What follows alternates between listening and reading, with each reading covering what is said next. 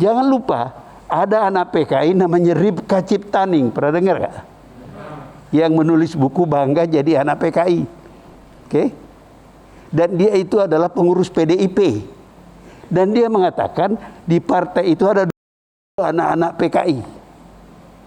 Apakah dia mau mendirikan partai komunis? Tidak. Tapi dia bisa menggunakan kekuasaan itu meminjam tangan pemerintah, membalaskan dendamnya kepada orang-orang Islam.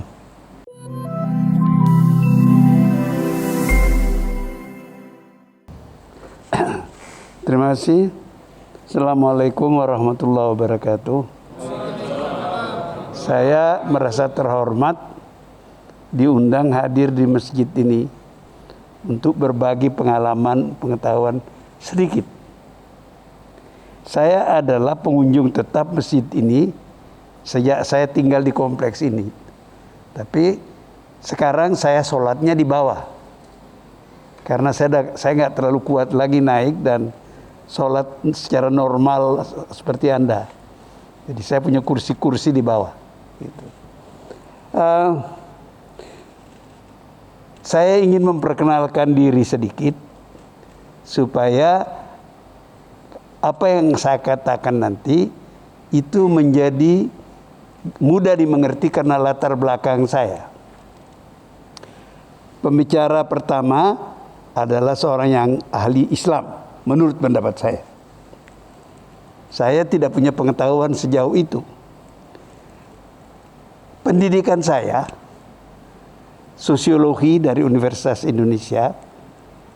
Kemudian saya mendapat master di Amerika, kemudian dapat doktor. Ilmu saya ilmu sosial, sosiologi, hubungan internasional, dan politik. Jadi saya tidak akan bisa seperti beliau tadi mengutip-ngutip ayat. Pasti salah. Bukan saya tidak mengerti, saya juga pernah belajar agama. Saya dulu lulusan ibtidaiyah di Darud Da'wah wal Irsyad di Parepare, kampung saya. Tapi ilmu itu tidak cukup untuk saya dakwakan kepada Anda. Oleh sebab itu saya berbicara dimensi politik, sosial politik daripada kemerdekaan. Sebagian besar secara Islam sudah beliau jelaskan tadi dan bagus sekali.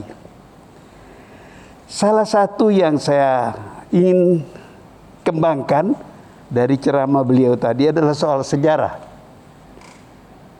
Kalau tidak salah, tadi malam kalau Anda nonton saya di ILC, itu saya kemukakan lagi. Salah satu problem di Indonesia ini orang nggak tahu sejarah, malas belajar sejarah. Saya beri beberapa contoh. Kesalahan pemerintah karena tidak mengerti sejarah. Dan juga mungkin ini pemimpin Islam juga banyak yang melakukan kesalahan karena tidak begitu mempelajari sejarah, tidak mengerti. Contoh yang selalu saya kemukakan, kalau nggak salah di TV tadi malam saya ulangi lagi, Bung Karno. Bung Karno itu menjelang Gestapo mengembangkan ideologi Nasakom. Masih ingat? Kalau usia Anda masih sekitar usia saya 77, tentu ingat. Tapi yang muda-muda mungkin nggak ingat. Jadi Nasakom ini gagasan Bung Karno tahun 26. Setelah pemberontakan PKI, Silungkang, Jakarta, dan Banten. Kalah, tumpas oleh Belanda. Dan pemberontak dibuang ke Bovendigul. Bovendigul itu di Papua sekarang. Bung Karno melihat pemberontakan itu gagal karena tidak ada persatuan. Itu komunis saja. Jadi Bung Karno mengajak persatuan nasionalis, Islam, dan komunis. Nggak ada masalah waktu itu. Kenapa tidak ada masalah? Komunis belum jadi ancaman bagi orang Indonesia.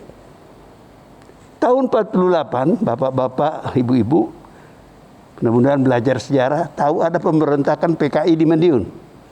Banyak korbannya. Korbannya itu banyak alim ulama, ya, perwira-perwira TNI, tokoh-tokoh birokrasi dan sebagainya. Sejak itu cara orang Indonesia yang bukan komunis melihat Indonesia itu sebagai ancaman. Lalu terjadi apa yang sebagian besar kita ingat, Gestapo tahun 65. Sejumlah jenderal itu dibunuh oleh PKI. Keadaan itu memperburuk kemungkinan mengembangkan persatuan berdasarkan Nasakom. Akhirnya akan Bung Karno tersingkir dan Nasakom itu tidak dibicarakan lagi, habis sudah sejarahnya. Nah, ini adalah pengalaman yang terekam dengan baik di kalangan orang-orang yang pernah menjadi korban PKI. Siapa itu? Orang-orang Islam yang banyak disembelih oleh PKI dan tentara. Makanya kalau Anda lihat sekarang, penentangan terhadap rencana undang-undang HIP itu adalah orang-orang Islam dan tentara, pensiunan tentara terutama. Karena yang tentara nggak boleh berpolitik lagi. Gitu. Nah, saya mengatakan seandainya Bung Karno tahun-tahun demokrasi terpimpin sejak 59 sampai tahun 65 menyadari, mempelajari sejarah itu, beliau tidak berkutat mempertahankan Nasakom. Karena mempertahankan Nasakom itulah maka dia akhirnya tersingkir. Nah, ketika undang-undang HIP itu mulai muncul, orang Islam teringat, ini kalau dibiarkan, ini akan kembali kepada Nasakom. Tentara juga, ini berbahaya. Kalau ini dibiarkan, itu bisa kejadian pembantaian seperti dulu. Nah, apakah ada kemungkinan ke sana? Apakah ada bahaya itu ada? Saya adalah orang sejak beberapa tahun terakhir berapi-api bicara, baik di kuliah-kuliah saya, ceramah-ceramah saya, dan di televisi. Apa yang saya katakan? Komunis itu sudah bangkrut. Uni Soviet bubar. Cina jadi kapitalis. Vietnam jadi kapitalis. Ada partai komunis di negeri itu. Tapi ideologi komunis tidak lagi mereka jalankan. Tapi kalau Anda tanya, saya baca kemarin ada berita dari Beijing, Xi Jinping itu masih menyebut komunis. Tapi nggak ada praktek komunis lagi. Saya berkali-kali ke Tiongkok, itu kapitalis betul. Sudah mati itu ideologi. Lah kok masih takut kita di Indonesia? Pengalaman kita menunjukkan di zaman Nasakom sebelum Gestapo, PKI itu berlindung di balik Soekarno untuk menindas orang Islam. Hamka di penjara, sejumlah tokoh-tokoh Masyumi di penjara, tokoh-tokoh Islam. Selain orang seperti Mokhtar Lubis, ya, orang seperti Syahrir, itu semua musuhnya PKI, penjara. Baru bebas setelah Gestapo. Dibebaskan oleh pemerintahan Orde Baru. Jadi orang ada ketakutan, jangan sampai PKI itu menyelusup ke dalam PDIP, ya, dan dari dalam menggunakan tangan pemerintah menindas orang Islam. Jangan lupa ada anak PKI namanya Ripka Ciptaning, pernah dengar gak? Yang menulis buku Bangga Jadi Anak PKI. Oke? Dan dia itu adalah pengurus PDIP. Dan dia mengatakan di partai itu ada anak-anak PKI. Apakah dia mau mendirikan partai komunis? Tidak. Tapi dia bisa menggunakan kekuasaan itu meminjam tangan pemerintah, membalaskan dendamnya kepada orang-orang Islam. Ini yang ditakutkan oleh orang Islam. Bukan partai komunisnya. Partai itu sudah bangkrut. Habis sudah. Jadi kembali lagi mengapa ini saya jadikan contoh? Karena Bung Karno tidak mempelajari sejarah dengan benar. Bahwa gagasan tahun 26 tidak bisa dipakai lagi di tahun 60-an. Tahun 26 tidak ada komunis internasional. Tidak ada perang dingin. Tidak ada pertentangan antara Amerika dengan Uni Soviet. Ketika Bung Karno berapi-api bicara persatuan berdasarkan Nasakom di zaman demokrasi terpimpin antara tahun 59 sampai Gestapo, keadaan dunia sudah berubah. Perang dingin luar biasa hebatnya. Dan Indonesia tidak bisa terbebas dari perang dingin itu. Tidak ada negara yang bisa bebas dari pergolakan zaman itu. Nah, seandainya Bung Karno belajar sejarah dengan baik, dia tidak paksakan kehendaknya untuk masyarakat Indonesia. Akibatnya fatal, berapa banyak orang terbunuh setelah Gestapo itu. Tidak semua orang itu komunis. Banyak yang nggak ngerti apa-apa. Saya termasuk wartawan pertama yang datang ke Pulau Buru tahun 68 saya kira. Gelombang pertama orang-orang tahanan itu dilepas. Saya interview beberapa orang. Yang saya ingat ada seorang pakai kopiah haji di tengah-tengah lapangan gitu. Saya datangi, Bapak Haji ya? Ya Pak. Loh Bapak kok PKI? Dia bilang, katanya Pak PKI itu Partai Kaji Indonesia.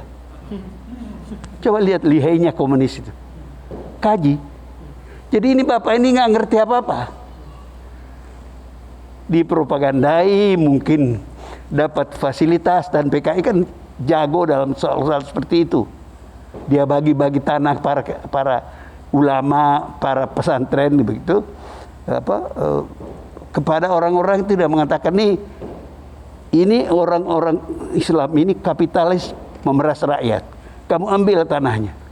Nah, ini kemudian menjadi bahan konflik, sehingga setelah Gestapo banyak pembantaian terhadap orang-orang PKI karena dia dulu merampas tanah-tanah wakaf, tanah-tanah para haji yang dianggap sebagai pemeras dan sebagainya. Nah, dari pengalaman sejarah itu tadi saya melanjutkan uraian Anda mengenai pentingnya sejarah itu. Dari pengalaman itu kita lihat kalau tidak hati-hati membaca sejarah, Anda akan berbuat salah. Contoh yang baik. Di tahun-tahun 20-an, 30-an, itu Belanda berkampanye, itu otak pemikirannya Profesor Snoeck-Horgeroonya berkampanye membuat orang-orang Islam itu sekuler.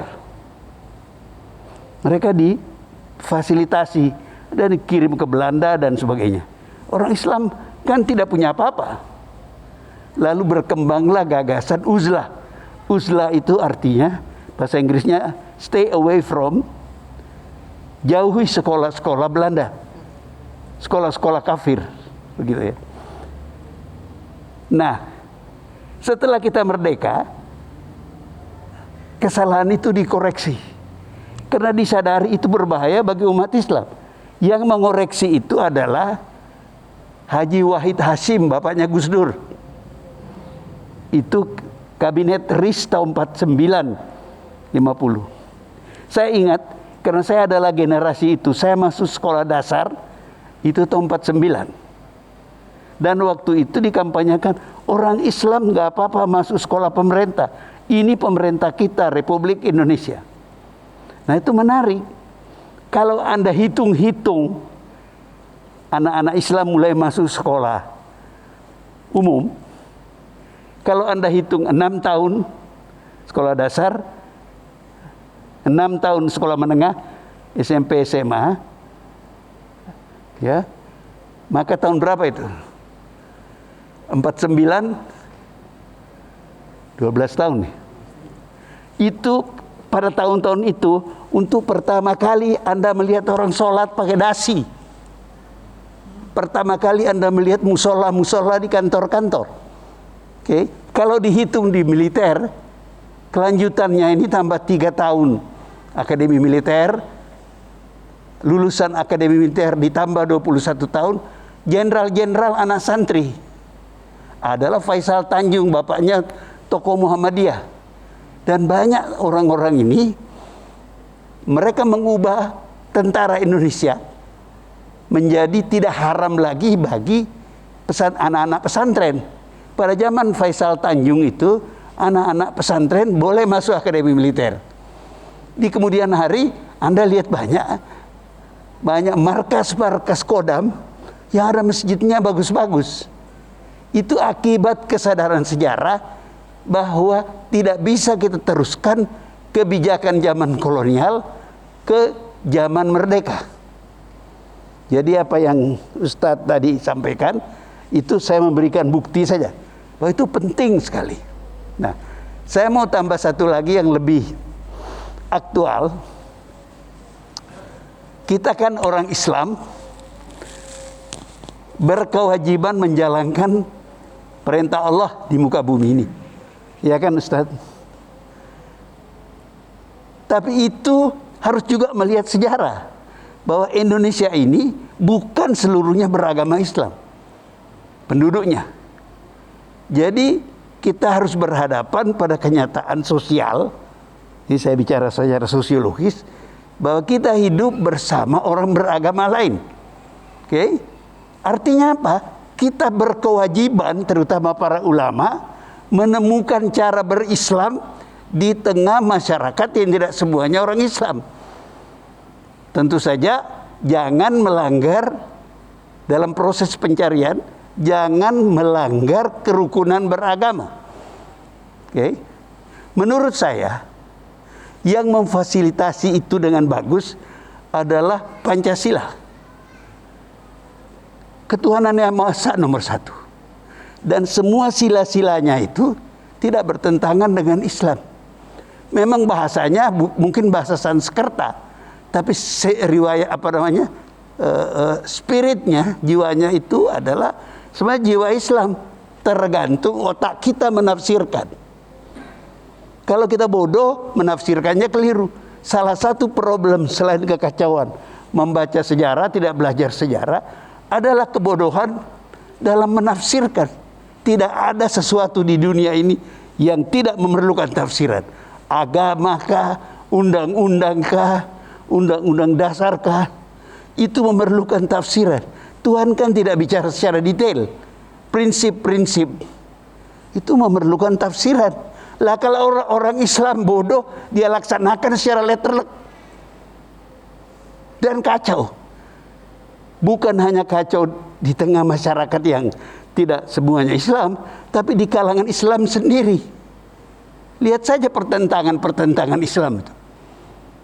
Coba renungkan, berapa tahun setelah Nabi Muhammad meninggal, sudah kocar-kacir orang Islam itu. Cucunya Nabi pun dibantai.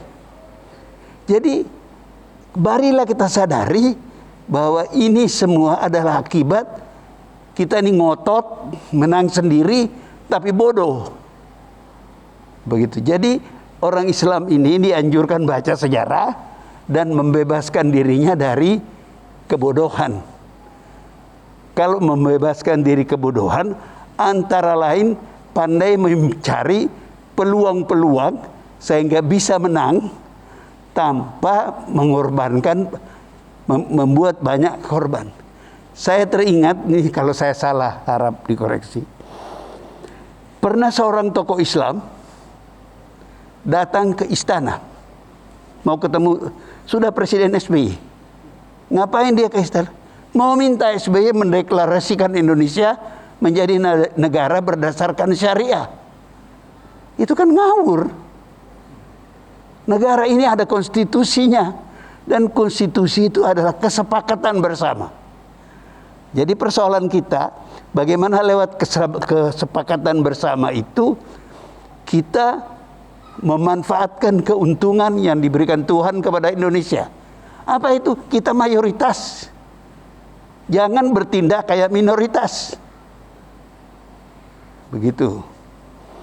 Jadi, nah saya mau mengatakan bahwa kalau kita pandai bersyukur kepada Tuhan, kita tahu yang sangat diuntungkan oleh Islam, Indonesia merdeka itu adalah orang Islam. Itu sebabnya mereka harus bersyukur pada Tuhan dan jangan bertingkah laku kayak minoritas tertindas. Kalau tertindas, itu tidak seluruhnya kesalahan penindas. Sebagian adalah kesalahan kita. Kita harus mengatasi itu. Kira-kira itulah provokasi saya. Ya. Saya ini profesor, dan kalau saya ngomong terlalu beradab di depan kelas, bisa ngantuk murid-murid saya. Saya itu guru besar Universitas Pertahanan, murid-murid saya itu kolonel-kolonel. Nah, sekarang banyak yang jadi jenderal. Itu kira-kira Ustadz provokasi saya. Terima kasih. Mohon maaf kalau ada yang kurang berkenan. Saya sudah jelaskan latar belakang saya, jadi saya bicara tentang Islam tidak seperti beliau, karena beliau belajar Islam, saya belajar ilmu-ilmu duniawi gitu. Dan itu yang saya share dengan Anda dalam melihat Islam dan negara, Islam dan masyarakat di Indonesia. Terima kasih, mohon maaf kalau ada kurang-kurangnya. Wassalamualaikum warahmatullahi wabarakatuh.